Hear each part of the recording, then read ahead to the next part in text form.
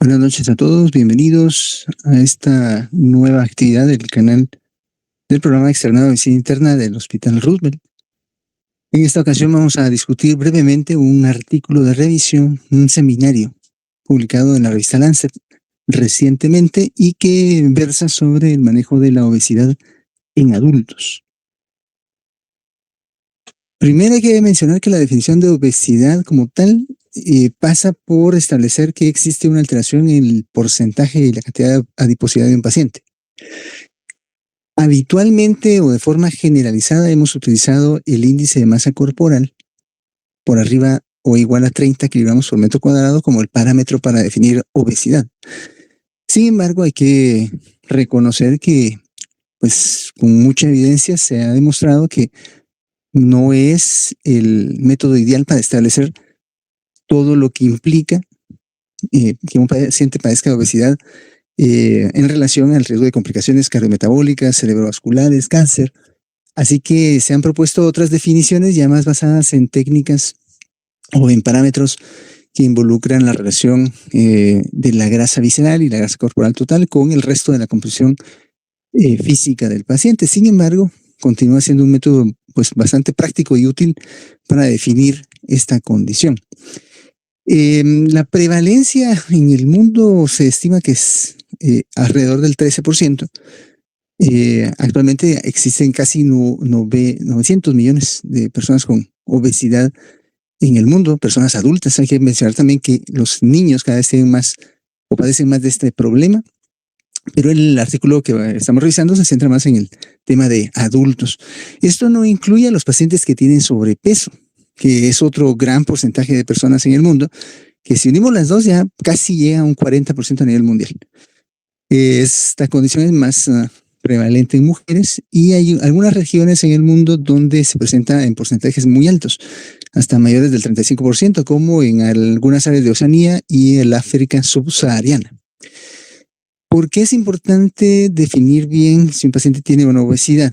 La situación tiene que ver con lo que en su momento llega a producir que los pacientes no logren controlar adecuadamente su distribución de la adiposidad y el peso, y que pues viene desencadenado por una cascada de problemas o de alteraciones neuroendocrinas que conllevan a una reducción, por ejemplo, de la hormona adipocítica leptina y del gasto energético en general, y también mecanismos que conllevan al aumento de la sensación de apetito por parte de los pacientes que padecen esta condición, presentando un mayor hambre, una mayor preocupación y una recompensa transitoria con la comida y a la vez una menor saciedad.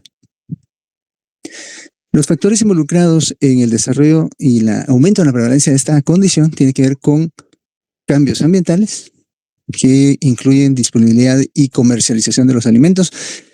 Cada vez más se cuenta con mayor variedad y diseños de productos alimenticios, más bien no alimentos, sino productos alimenticios procesados y ultraprocesados que están diseñados para proveer a los pacientes de, pues no solo de más abundancia del alimento, sino también de una mayor capacidad de experimentar esas sensaciones de alivio del estrés y la ansiedad o una recompensa al consumirlos.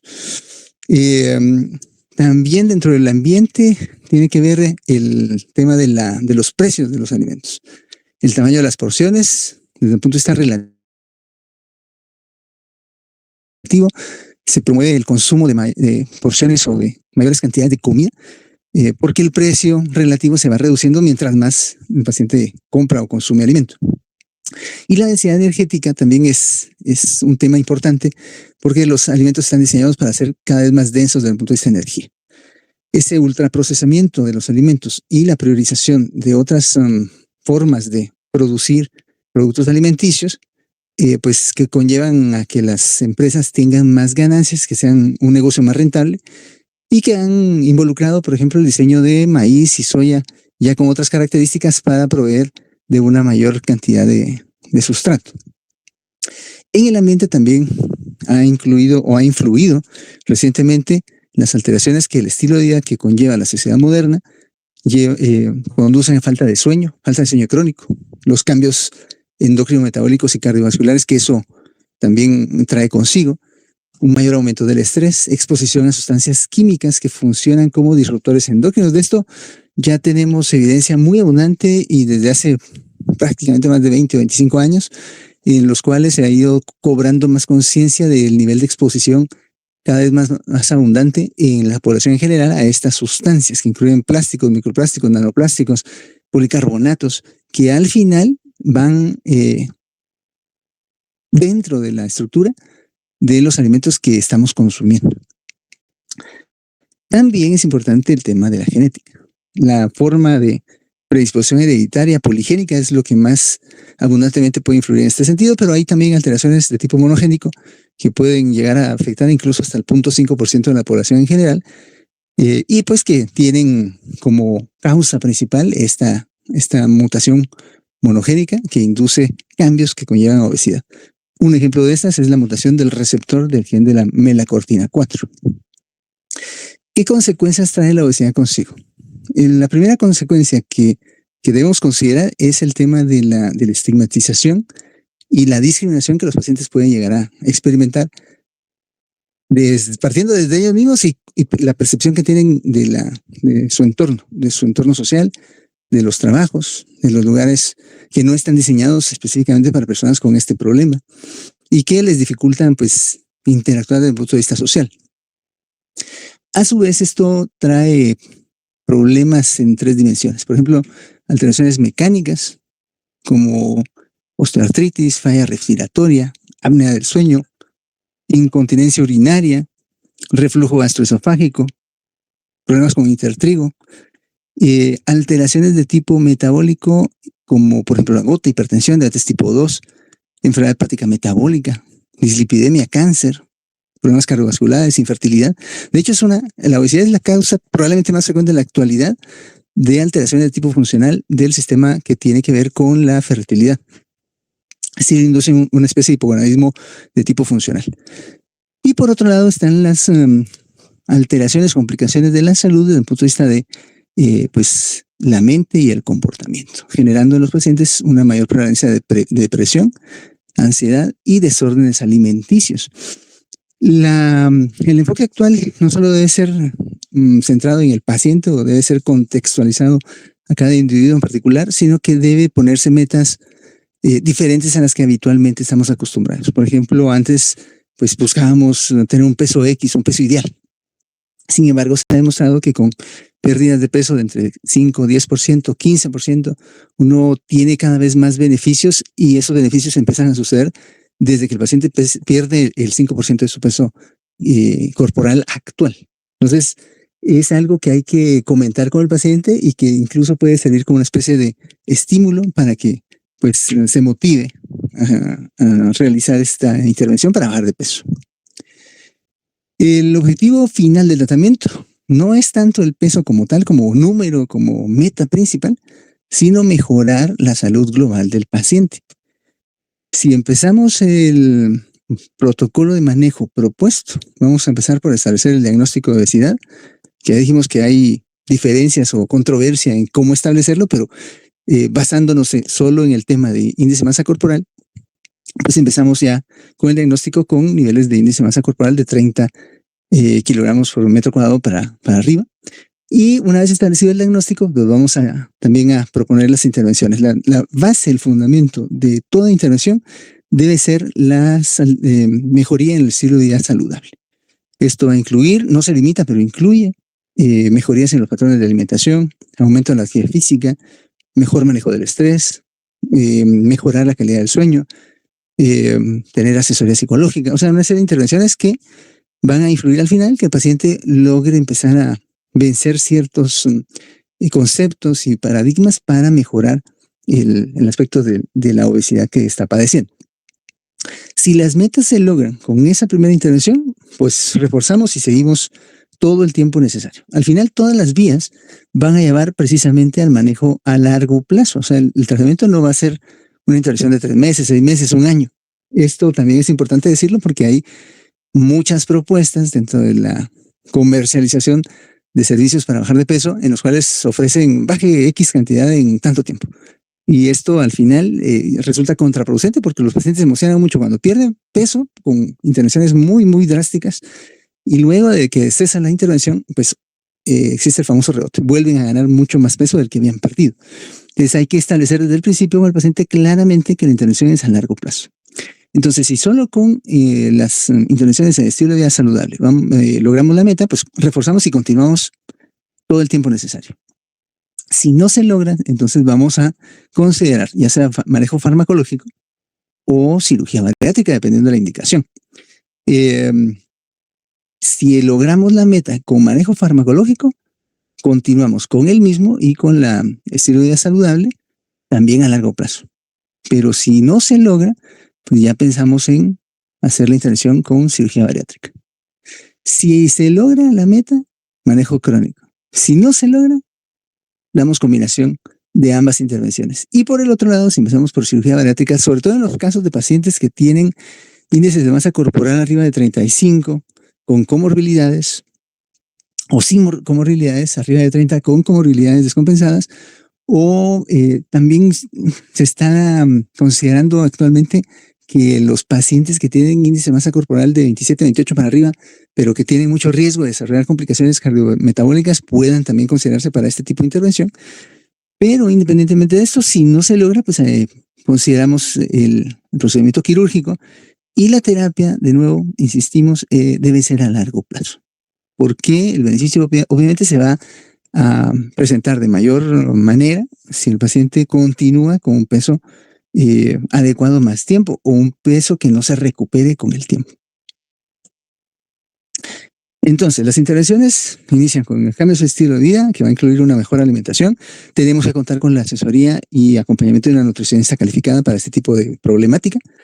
La realización de ejercicio, no requerimos que el paciente vaya a un gimnasio, a una piscina, o sea, debe hacer ejercicio en cualquier forma.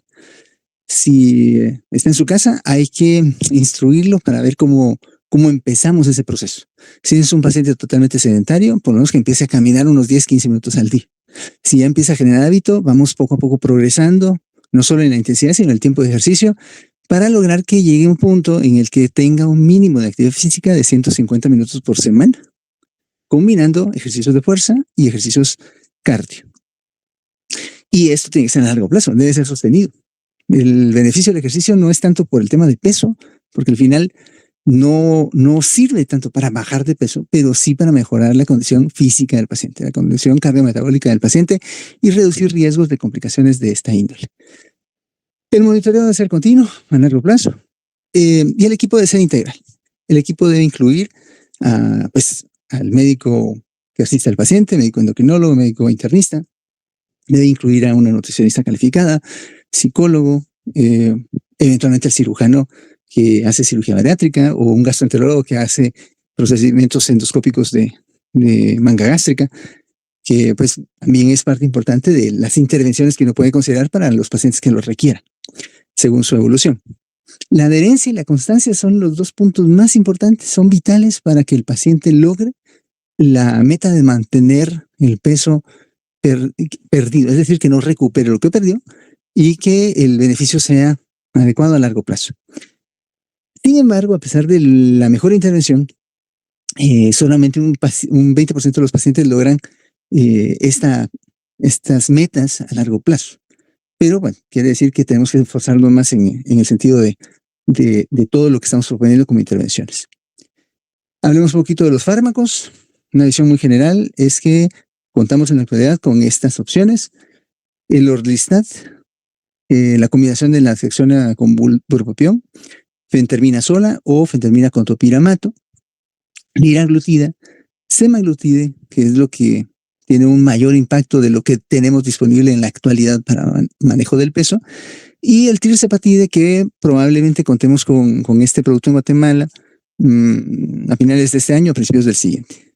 El más potente de todos estos es el tirzepatide. Incluso está ya buscándose indicaciones para otras condiciones como apnea del sueño, tratamiento de adicciones incluso, hígado graso no alcohólico, o sea, todas las complicaciones que uno podría eventualmente encontrar en pacientes que tienen alteraciones cardiometabólicas que también conllevan a obesidad.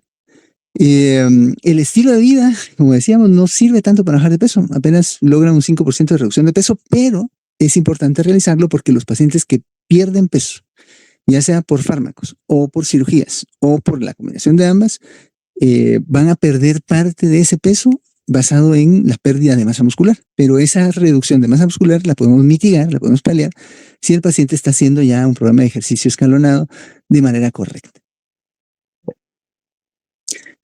Existen riesgos, o sea, no hay que decir tampoco que la pérdida de peso es ideal y que no hay ningún problema. Puede haber aumento de la frecuencia de litiasis vesicular. El riesgo de pancreatitis con pacientes que tienen exposición o que usan agonistas de GLP-1 como los que mencionamos, semaglutide, liraglutide y tirzepatide eventualmente, pues sí existe, o sea, aumenta el número de casos incidentes de esta condición, pero pues es controversial. Uno podría incluso en pacientes que tienen mucho perfil de riesgo, que han tenido pancreatitis previa, discutir su uso con los pacientes y estar monitoreándolos de cerca para, pues eventualmente si desarrollan complicaciones pancreáticas, suspenderlo. También ha habido mucho ruido anteriormente con situaciones de aumento de riesgo de cáncer medular de tiroides, pero hay que decir que es solo con ese tipo de cáncer de tiroides y además en pacientes que tienen antecedentes de estas condiciones, pero de tipo hereditario también. Si existe esa condición, pues obviamente no se recomienda el uso de esos medicamentos, pero usamos otras opciones. Lo que sí es frecuente es la sarcopenia, por lo que ya mencionábamos, que por parte de la pérdida de peso va a estar basada en pérdida de músculo. También una alteración de la densidad mineral ósea de los pacientes, lo cual podemos mitigar con el mismo ejercicio y una buena alimentación, asegurándonos que el paciente tenga un nivel de vitamina D correcto y una buena ingesta de calcio. Y también por lo mismo, aumento de las fracturas, pero lo podemos mitigar de la misma forma. Los pacientes que pierden peso o que no lo pierden, pueden, como ya habíamos comentado, tener problemas de depresión, ansiedad, trastornos crónicos de esta índole. Y el acompañamiento con el psicólogo o la psicóloga es importante para que esto no altere su salud en general. También los pacientes pueden desarrollar deficiencias nutricionales, deficiencia de hierro, ácido fólico, deficiencia de vitamina D, y uno debe estar atento a estas condiciones para suplementar a los pacientes. En conclusión, nuestro abordaje en pacientes adultos con obesidad debe incluir un manejo integral basado en mejoría de los patrones de alimentación, actividad física adecuada al contexto del paciente, buscando ciertas metas y crónicamente, constante, manejo del estrés, mejoría de la calidad del sueño, y en pacientes que lo ameriten, si no se logran reducir de peso adecuadamente y no se logran las metas que uno pretende, ya considerar el manejo farmacológico y eventualmente el manejo quirúrgico. Sin embargo, hay que también tener claro que como sociedad debemos procurar que se reduzca o que se cambie la manera en la que el negocio de la preparación y disposición de productos alimenticios procesados y ultraprocesados se llevan a cabo para que este factor realmente logre cambiar la exposición de la población en general. Es decir, regular el tipo de disponibilidad que van a tener las personas, los niños, por ejemplo. El tipo de publicidad, cómo se diseña, cómo se dirige. El diseño mismo de los productos alimenticios. Incluso hoy estaba viendo que a partir del mes de septiembre van a haber unas galletas Oreo que de por sí son pésimo producto alimenticio desde el punto de vista de su calidad nutricional. Galletas Oreo con sabor a Coca-Cola y también Coca-Colas, que también es malísima, con sabor a Oreo. Imagínense a dónde hemos llegado y qué problemas va a traer esto en las repercusiones que estamos platicando sobre obesidad. Así que las intervenciones sociodemográficas, culturales, educativas deben ser implementadas de manera correcta para que la sociedad global mejore. De esta forma concluimos y pues esperamos siempre sus comentarios. Nos vemos en una siguiente actividad. Hasta pronto.